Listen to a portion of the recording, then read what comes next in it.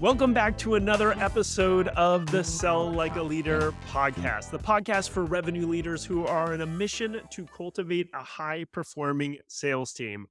I'm your host, David Kreiger, founder of Sales Roads, America's most trusted appointment setting and lead generation provider.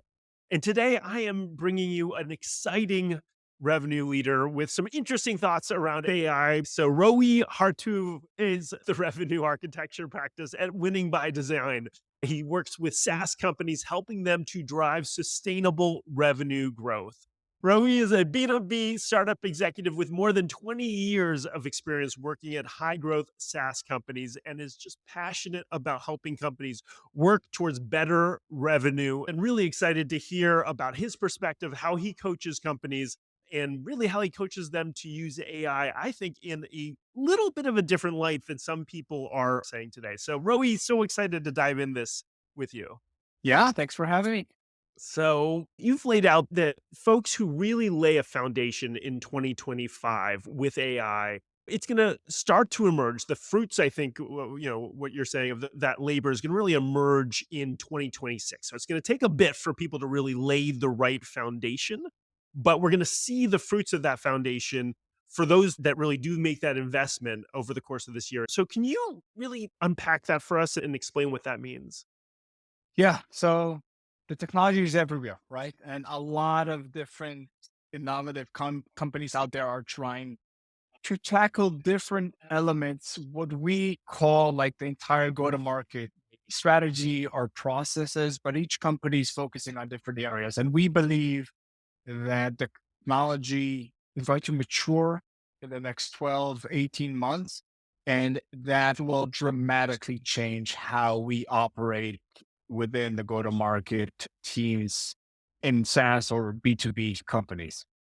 And so, if I'm understanding you correctly, we don't have the technology that is ready for prime time quite yet for as far as all the things that it can do, but we need to anticipate where it's going to be. And your team believes that in 2026, it's really going to be there.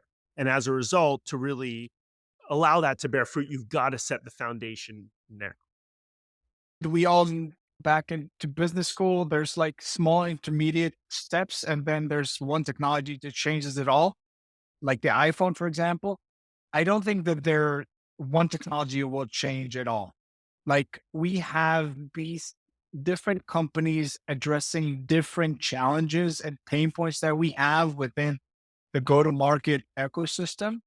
And we will start to slowly see those improvements. So for example, and very relevant to what you guys do, everybody talks about SDR outbound, is it dead, etc. We see a lot of improvements through technologies and through AIs that will allow, I don't want to say replace SDRs anytime soon, but really augment and add to the way that we currently are doing prospecting and targeting. For those of you who want, we just introduced the technology. You can play around with it on our website. We're not a technology company. We're just playing around with different technologies. This is a inbound BDR, right? Like we have an avatar that is supposed to do the initial discovery steps of your sales process.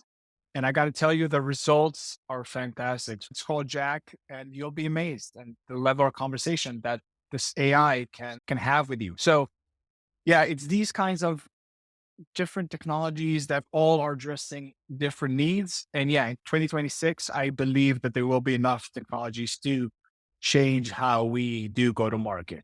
So I'm going to want to Yeah. dive into some of those steps and things that where you see replacement. I want to set the stage just even a little bit more though, because I think you dive into the idea that the buyer seller dynamic is changing. And I think we've seen it change for a long time where buyers come to the table with a lot more information. There's all those facts about they've basically taken the sales basically 70% of the way through the funnel, through the research, but you're seeing that even accelerate. Can you talk to us a little bit about that dynamic?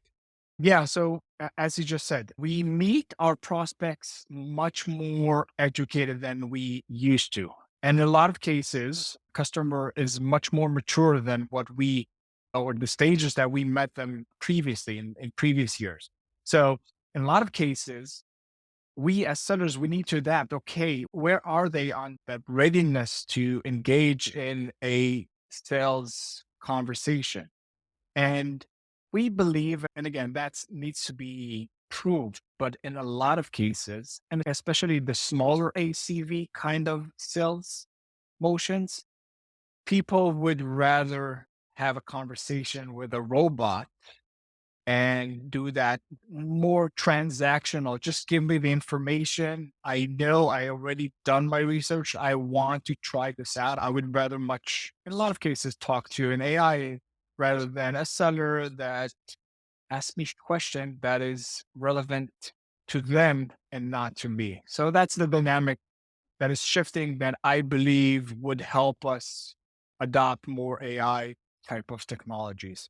And so your feeling is that people, it's not even just a less expensive way to deploy or get information in the hands of the buyer. You feel that, if I'm understanding you correctly, and correct me if I'm wrong, that you believe that, buyers might prefer speaking to an AI. In smaller ACVs, the less complex sales, yes, I believe that people, just like PLG, right? It's very aligned with PLG. In a lot of cases, we can make buying decisions just by looking and doing our own research without talking to human. I think AI will allow us to increase that in terms of ACV. Okay, so if now I'm fine subscribing to a platform for a few $100s without talking to a human, I think with an AI, it will increase that to a few thousands of dollars. And again, the more the technology gets better, I believe the more confidence and trust we will have in that new way of buying software.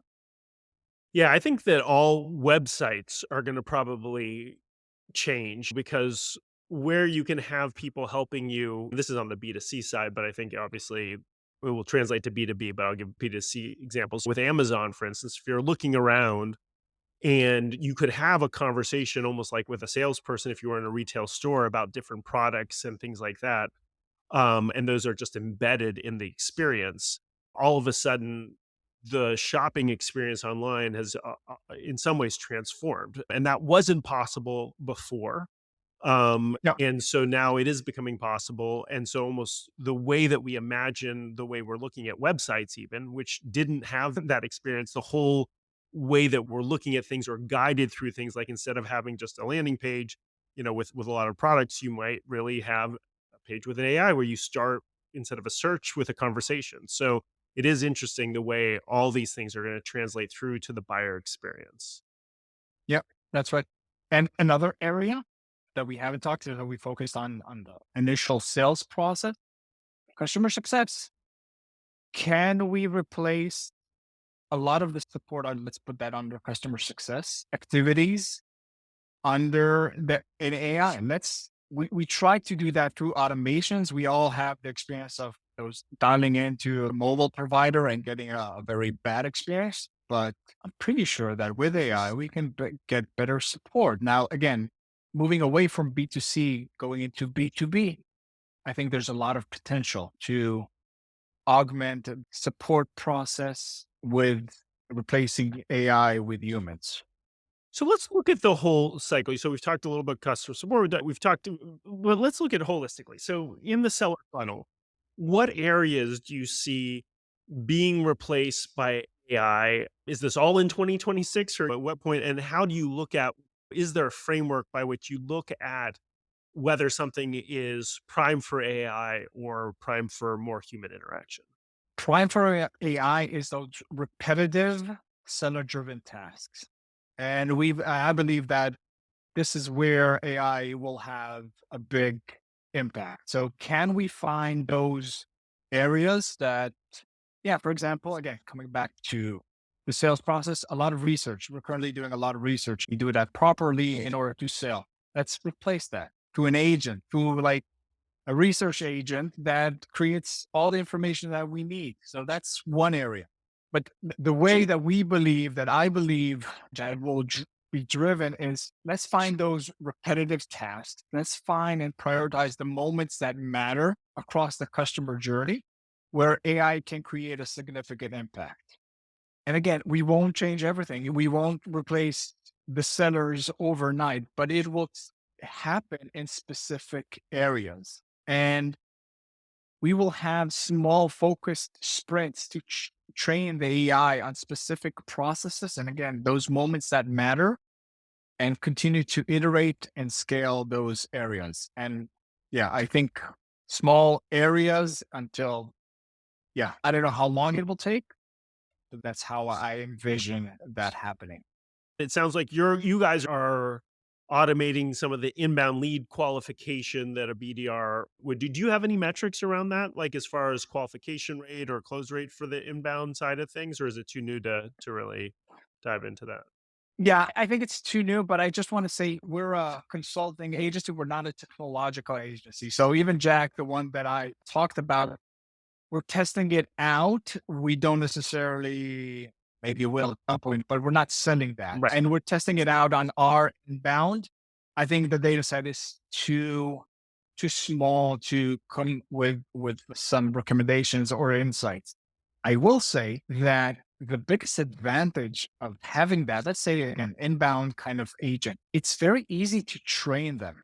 Because let's say we took those 21st call, we analyzed how it responded, and then we upskilled it and told it, hey, this is what a good reply would have been here in this case. And it immediately implements that. And compare that to how much time do we need to upskill our SDR or inbounds in order to answer inbound requests or conversations better. Yeah, there it's immediate results, and that's what really blew our mind away. Because yeah, it's great to see how quickly you can iterate and improve its capabilities. With the coaching, it will take it. You got to test it. It will iterate it, or it will take it in the way that you're asking. Whereas sometimes training a lot of folks, it can take a little bit of time for them to make sure that those skills are sitting. So with that, talk a little bit about the scalability. Give us a little bit of an overview of how you look at it in terms of scalability.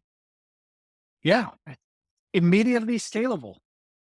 You teach that module one time, and then it doesn't matter. Again, let's say the inbound. I think that's the easiest examples for us to all understand. So that inbound agent, if I was dealing with humans, the more pipeline I have, the more people I need to have to manage those inbound leads.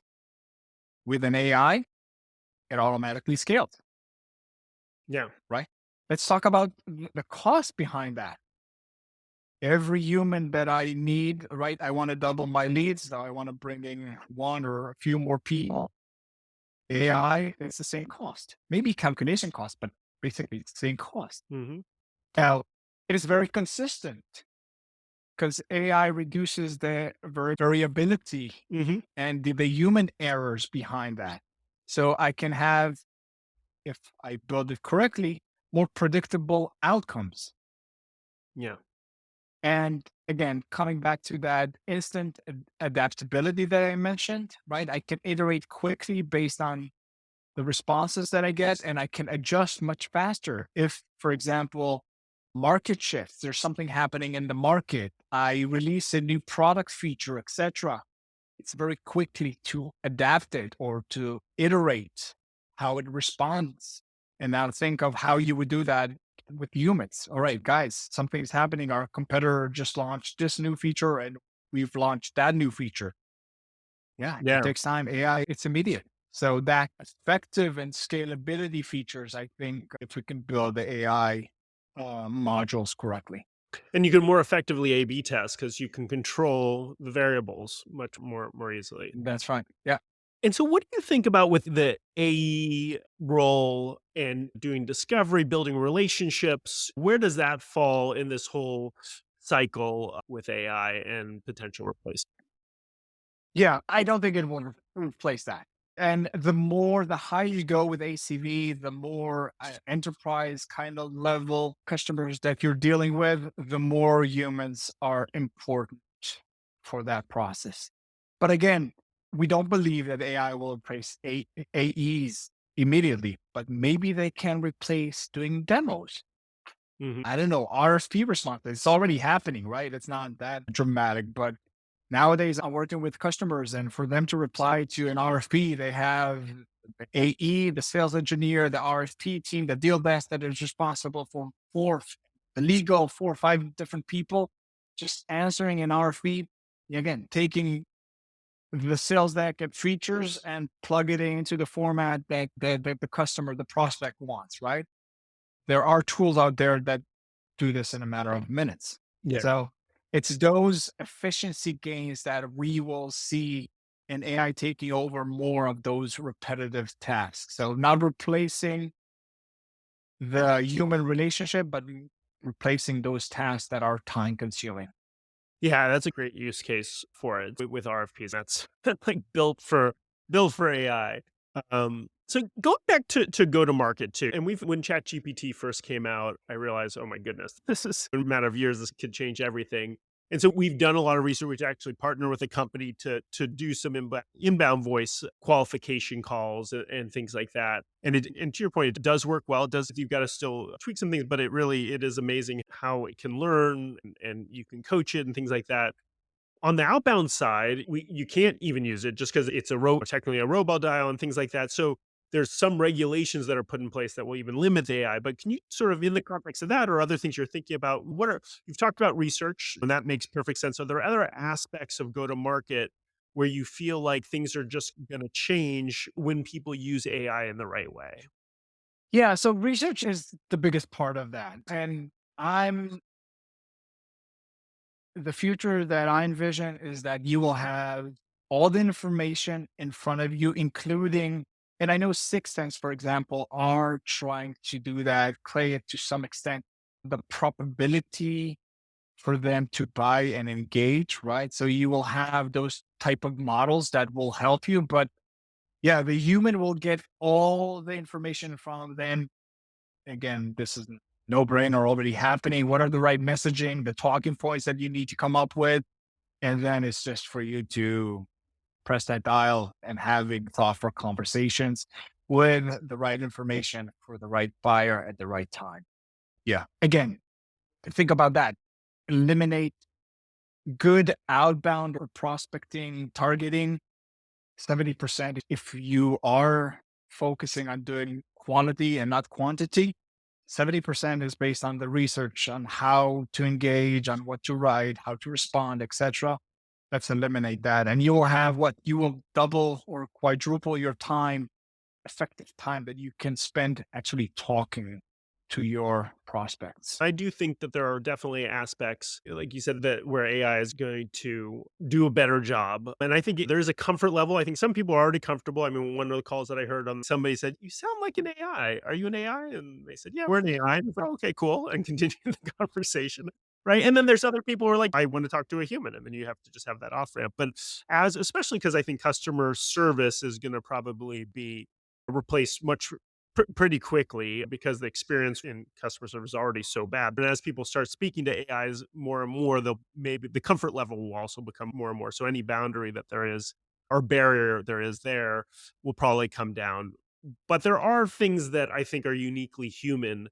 And there's reasons why people buy from people for rational reasons because they trust them. They built trust over years, and irrational reasons because they went to the same school or grew up in the same town, which shouldn't necessarily make a difference, but it does, and that's like human psychology, and I feel like AI will never, completely replace that, and so the framework you have where low ACV makes sense, and then the bigger things, even if AI, because of perfect information or things like that, can sell better, I don't think AI can ever create a true relationship. I don't know. That might get challenged a little bit, but a relationship in the way that really feels human and from a connected level. And so I do think it is interesting the way you're looking at it and trying to pinpoint different aspects of the journey. And so to that end, as sales leaders are thinking about where they deploy AI or where they set the table in 2025 to be ready for 2026. I know you've touched on this throughout our conversation, but I'd love for you just to give some just uber points if you're a sales leader, how you would look at your go to market and where you would think about deploying AI and starting that research now and what that research looks like so that they are prepared for 2026. Again, look at that repetitive seller time consuming tasks And probably somebody's already developing a solution to replace that with AI. And that's basically it. You probably will have different, we call them moments that matter, but different activities that happen across the customer journey. Map them out. Understand where, okay, we're getting stuck at RFPs because, yeah, that's our industry. And what I'm hearing from my AEs, it takes 40% of their time just to reply to RFPs. Is there a solution out there? So do this across the entire customer journey from the BDR to the sellers to the CS and see where you can replace those tasks. But one thing I want to say, David, we have to look for AI solutions. It's not a matter of, yeah, let's wait for the storm. It's already happening. First of all, our cost of acquisitions have doubled. Like when you look at, again, where data is available, public SaaS companies, the cost of acquisition across the board has almost doubled and these are the most successful companies. We can no longer continue to acquire companies or customers, new customers at the same expense or cost that we have right now. We need to find efficiencies. And humans are expensive and they're slower to scale. They're slower to ramp. They're slower to change. We have to find those solutions, and AI is exactly that technology that will help us transition and help us become more effective, more productive, and hopefully less expensive in terms of acquisition and customer service. And I think there's a first mover kind of advantage, and companies that will adapt and find the right solutions will be able to grow faster. I think that's something for people to take to heart. They've got to look at their process. I love the idea of mapping out their current go-to-market process and seeing where AI can augment it. And like you said, some of the low-hanging fruit right now that can be done, I don't even think they have to wait till 2026, is the research portion. But really make sure that you are looking at it strategically as a leader, because also it's a muscle, right? We're all getting used to this, right? We all need to understand how this works. And then as you're working, things are going to come up and you're going to have ideas, but we just have to lean into this technology, understand what works, experiment. Things are not going to work, things and we'll tweak, maybe because we're not ready yet, like you said, with the technology, or maybe it's not the right use case. And we're going to understand how humans interact with AI and where they like to and where they don't as we move along. But you got to try, you got to lean into it. Otherwise, somebody else is. And like you said, you're going to be left behind. Now we've gotten to that last part of our session. Are you ready? Yeah, let's do it. All right. So, what is the one thing people don't give enough value or attention to in leadership? Coaching and focusing on your teams. When we're talking about sales leaders, we see a lot is that they spend their time supporting and chasing the numbers and chasing the customers, but they do not give enough of their time and enough attention to focus on upskilling their teams. So many people don't make the time for it. And favorite quote, mantra, or saying that inspires you as a sales leader? I would go with sales is not an art, it's a science. When I started to do sales, my mentor, she was a natural salesperson. And being an introvert myself, it was hard for me to, unlike her, go into a room and captivate the C-level audience and whiteboards naturally, whatever comes to mind, whatever the topic is. And I always had to find scientific processes, preparation, talking points. And I believe that sales is a science more than it is an art. And of course, there are people that comes natural to them, not for the most of us, I would say. That's awesome. And as an introverted seller as well, I can relate. What is the most important goal or project you're working on right I'm working with a company right now, and the biggest opportunity, I should say, during COVID, they were selling like crazy. Their growth rate was high. They were basically order taking because they have a technology that fits well with remote working. And yeah, they basically it grew like crazy, but now COVID is over and we're back to the previous growth rates. And that is really some friction for that specific customer. And now we're trying to build and fix that. And that fix, which is, I would say, 60% of the time, it's focusing on the frontline managers. They are our ambassadors of change. Focusing on upskilling the frontline managers allows us to upskill the entire organization. That's the project I'm working on. Frontline managers are so important. I think they're overlooked a lot of times, but they're the ones who make the magic Yeah. happen.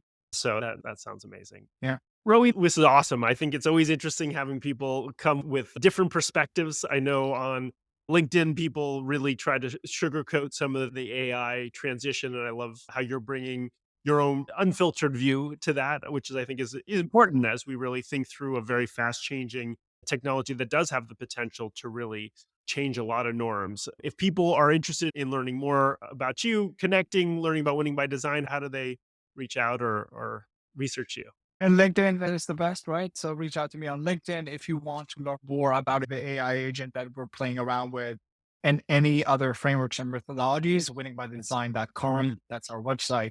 So check it out. That's fantastic. Thanks again. This was a great conversation. And thanks everyone for tuning in here. If you ever want to reach out to me, I'm always active on LinkedIn. Love to hear from you, perspectives on the show, different folks you'd love to hear from. But until next time, happy selling.